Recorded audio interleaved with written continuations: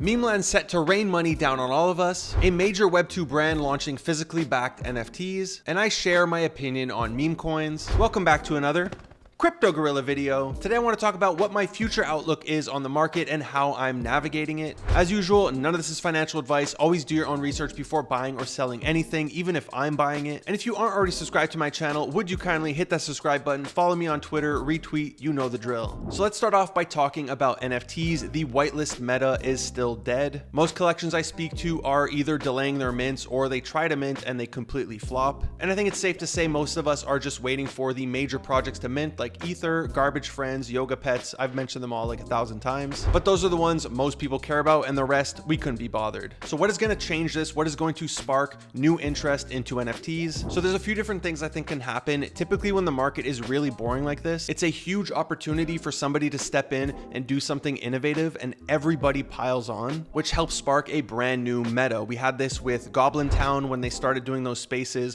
with weird noises, and they would tweet in a completely different font, and then we had projects like We're All Going to Die and a few others copying the exact playbook. We had Digidaigaku spark the free mint meta. Checks really pushed forward the open edition meta. And most recently we had PEPE spark a Memecoin cycle. So I think most traders are on the lookout for what the next meta is going to be, where everybody just jumps on board. It sparks a ton of volume. It makes millionaires if you got in early enough and held. And then we get a flurry of derivatives until everybody's pretty much fed up and there's too much noise. The market is oversaturated with copy paste projects. So that's one of the ways we usually get out of this. The other way has been a mint that typically goes ballistic. There's a ton of money thrown into it, most often VCs and whales, and people who had whitelist for it or got to mint it early, they get a bunch of money that they hopefully reinvest in the market. We've seen this with Moonbirds, where it went from 2.5 ETH all the way to like 40 ETH in a couple of days. And we also saw this with the Forbidden Art Gobblers, which were a free mint and went all the way to 21 Ethereum. And both of these were VC-backed projects that had a ton of money pumping them. So I'm essentially saying we need something really unique, or we're going to need a really big liquidity injection. Now, I still haven't found the really unique meta, but I do think there's potential for the liquidity injection in two different ways. The first way is if Blur does the season 2 airdrop in the near future, hopefully June or July. I think this can really help pick things up because people are just going to feel rich again and hopefully redeploy that money. And to those who say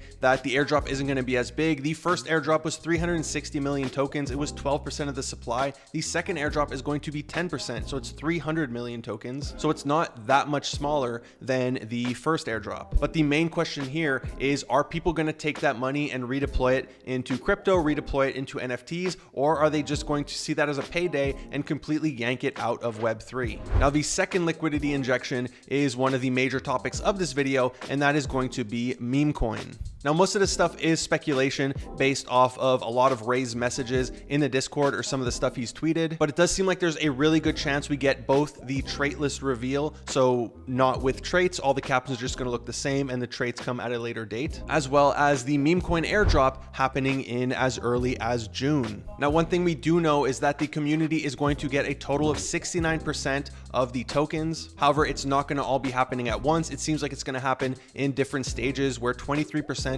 is going to be airdropped, 23% is going to be allocated to the community to invest in an early round, and then 23% is just unknown. Maybe it's going to be rewards for staking or rewards for participating in the raids. We have absolutely no idea. But this clearly has a lot of people very hyped with the announcement. I assume the announcement of both Memecoin is much sooner than expected. Even I thought it was like 3-4 months out, as well as the ability to invest in Memecoin. And typically when you invest in tokens, it's like a pre-sale and you're guaranteed to make money. So I hope that this is going to be a moneymaker. I personally expect it to be. And you can see the floor price has been doing really well. It hit an all-time high. It's currently at 8.5 Ethereum with only 1% of the entire supply listed. But even more, the listing or the sales that are happening on Memeland are extremely healthy, right? There's over 90% of the, I'd even venture to say 95% of the total sales are actual sales of people buying off the floor and not just bid farmers. In red, you can see the bid farmers. A majority of these sales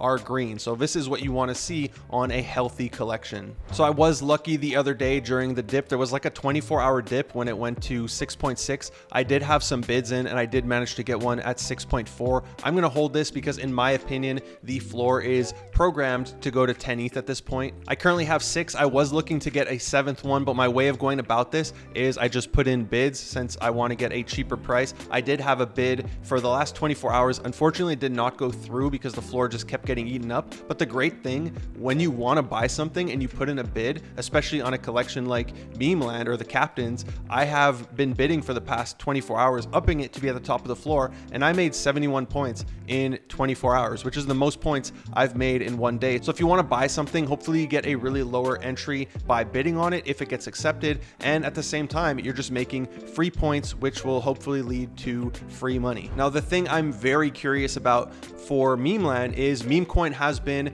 the major catalyst for this collection, right? We all want reveal, but a lot of people are really excited for Memecoin because it's free money. So I'm really excited to hear their plans or how they're going to fix it so that, you know, the floor doesn't get hit pretty hard when people get that free money, and how Ray and the team are going to go about mitigating a floor dump. But like Ray has said in the past, for reveals typically cause a dump, so you don't want to do it without a major announcement. So if he's aware of that, I'm more than sure that he's aware of a similar effect for the Memecoin airdrop, and I have no doubt they are preparing some major announcements to mitigate this. So the Captainz reveal and Memecoin is probably the biggest catalyst in NFTs that we have to look forward to in hopefully the near future. So that's one of the catalysts I'm playing. The second catalyst that is going to be happening in June is of course the Follow the White Rabbit Las Vegas Azuki event happening on June 23rd. So my plan in June, depending on the floor price, is going to be to start accumulating some Azuki NFTs, because they have said that there's going to be an announcement that is bigger than the check your wallets announcement, which of course was the Beans airdrop. Now, this type of stuff does worry me because an announcement that's huge news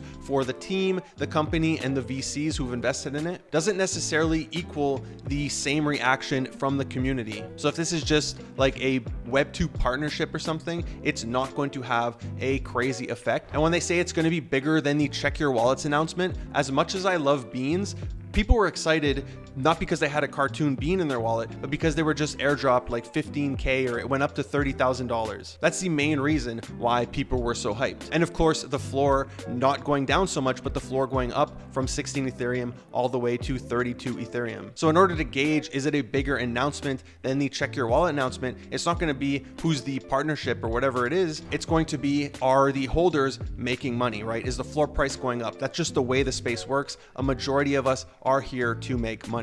Other than that, there's not too many catalysts in NFTs unless Elon's going to tweet another picture of an NFT or something. I know Yuga Labs just announced their heavy metal reveal is going to be happening this week. It unfortunately has not done too much for the floor. There was a mini pump and dump, not really a dump, but a mini pump here. It went from 1.16. It is currently sitting at 1.27, so a 0.1 rise in the floor. I think people were disappointed in the delay, as this was supposed to happen in late April. So I'm really hoping that the game and everything goes really smoothly, because the entire Bored Ape ecosystem has been suffering. Mutants broke under 10 Ethereum and Bored Apes were recently about to break under 40 until the founder of Animoca Brands came in and swept a bunch. We also had the blend announcement today about Bored Apes and Mutant Apes being available for blend loans, but the effect on the floor was short-lived, at least for the Mutant Apes. Next up, a major Web2 brand is launching an NFT, as the Assassin's Creed franchise has partnered up with Smart Collectibles to do a 3D printed physical redeemable that is paired with an NFT. So the way this is going to work is you get to mint an Eden Pass, which is essentially their Genesis Pass, because it will give you whitelist for all of their future character drops, as well as a free rare claim for their first character drop. And these drops are called souls. The first souls are going to be characters from the Assassin's Creed franchise, starting with Ezio Auditore da Firenze. I'm a very big Assassin's Creed fan. I've played almost all the games. games. So the NFT itself is customizable, and then with it, you are going to be able to redeem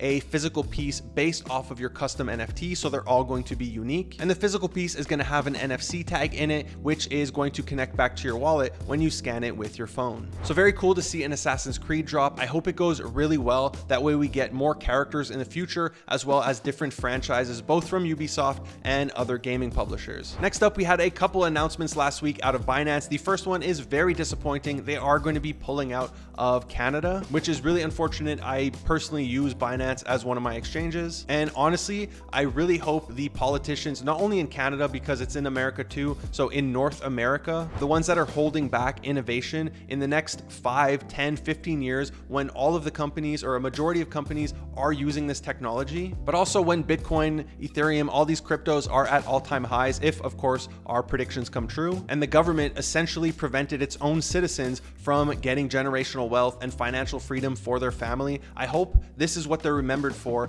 and they're held accountable. But that's not the story I was supposed to talk about. The story I was going to say is that Binance is going to be launching an Ordinals NFT platform, so Bitcoin NFTs. And I'm really curious what this is going to do for Bitcoin NFTs. I know they've recently had a run-up. However, I don't see them having their huge second wave until a major project launches. The one that I'm keeping an eye on is, of course, Taproot Wizards, which is both highly anticipated and has OG ties to Bitcoin. Now, one thing that isn't included in this marketplace is going to be BRC-20 tokens. I do not believe Binance has had an announcement for those yet, but I'm definitely still hearing a lot of chatter around BRC-20s. These are meme coins on Bitcoin. And I must admit, I still don't fully understand the appeal of BRC-20s. If I'm not mistaken, it's pretty much just taking a Satoshi, changing its name, and then putting it at a different price than a Satoshi. So kind of like I'm taking a $1 bill, I'm signing my name on it, and then I'm selling it to you for $20. But regardless of that, the one that I'm hearing about the most, we even got whitelist spots in Guerrilla Labs, my private alpha group. I'm going to link that down below if you want to sign up to the waitlist, as we get whitelists for pretty much all projects. But this is the one I hear spoken about the most. It's called Redacted. Its ticker symbol is OXBT. It is by BitGod, and from my understanding, this one is going to launch this week, I believe on Wednesday morning. So I'm definitely going to be keeping an eye out for this one to see how it performs. Finally, I do get asked a lot my opinion on Memecoins, if I'm invested in PEPE, how I think it's going to perform long term. So I just wanted to address that in this video. And while Memecoins have slowed down, I do not believe they're dead, as some people are saying, especially not when you have 10,000 people sending $7 million to some random person on the internet for a PSYOP token, which no, I did not send them money. But here is my opinion on PEPE and meme coins in general as an investment. So crypto and NFTs are already pretty risky. Crypto's in the middle, and meme coins and NFTs, they're at the far end of risk on the risk spectrum. Now, I see a lot of people comparing them to two of the major meme coins, which are Doge and Shiba Inu. So if I had to pick between one of those three, I'm personally going to go for the one that has the highest potential for upside. And to me, that's PEPE. Because if we take a look at Doge, its current market cap is $10 billion. Its all-time high market cap is about $73 billion. So if it did return from current prices to its all-time high, that is roughly a 7.3x. Same thing if we look at Shiba Inu, the current market cap is $5 billion. The all-time high is about $45 billion. So that's a 9x from current prices. And then if we compare that to PEPE, and yes, Doge and Shiba Inu have been around for longer. A lot of people in even the Web 2 world know what Doge is, and Elon talks about it all the time. But talking purely from market cap, because I do believe PEPE is a very strong meme. It's my personal favorite meme. So if we're looking just at market cap, it's currently at 750 million. So if it were to go to 10 billion, which is Doge's current market cap in a bear market, that is roughly a 13x from here. And if it were to go to Shiba Inu's all-time high market cap, which is 45 billion, that is roughly a 58x from current prices. So while Doge and Shiba can definitely go past their all-time highs from the last bull market, in the next bull market, I'm not talking about today, next week, next month, I'm talking about in 2 years from now. Yes, they can definitely go higher, but that's only going to be like a 10, 15x, where I see PEPE has the potential to pull like a 50x or more. So that's how I look at this stuff. I'm looking at the highest potential of return. And just for the record, I don't own any PEPE. I don't own Shiba. I don't own Doge. I'm not trying to show you anything. I'm very conservative when it comes to my crypto. The only cryptos I own are Bitcoin and Ethereum. I take all my risk with monkey pictures. That's it for today's video. If you enjoyed it, be sure to give it a big thumbs up. If you aren't already subscribed to my YouTube channel, would you kindly hit that subscribe button, follow me on Twitter, like, retweet this video, hit that notification bell. Thank you for watching Crypto Gorilla. Peace.